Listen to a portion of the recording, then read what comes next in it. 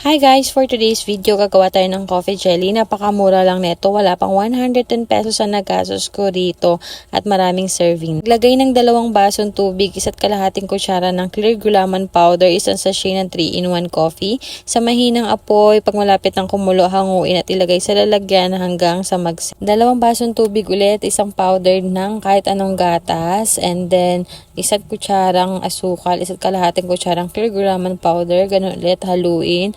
Sa mahinang apoy, pag malapit ng kumulo, hanguin at ilagay dun sa nagset na coffee na ginawa natin kanina. Next naman, ganun ulit, 2 baso ng tubig, 1 sachet ng Milo, 1 kutsarang asukal, 1 kalahating kutsara ng clear gulaman powder.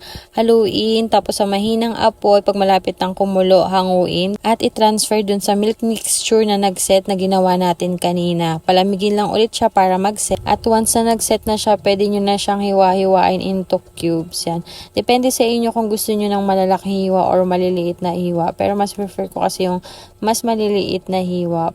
Mabilis lang siya nag-set kasi ginawa ko sa kanya is maninipis lang talaga para mas mapadali yung paggawa natin. Ayan, 'di ba sobrang ganda niya na yung nasa gitna is yung milk mixture. After i-cut, ayan, maglagay tayo ng 1 pack ng all-purpose cream. Ito optional lang to kung gusto niyo maglagay ng kondensada para mas matamis or pwede rin namang asukal. Ito optional lang kung gusto niyo ng mas matapang na lasa ng kape, magtunaw lang kayo. I-mix-mix niyo lang tapos i-ref niyo ng 1 to 2 hours. Mas masarap kung overnight. At meron na kayong mura at masarap na dessert like and follow for more.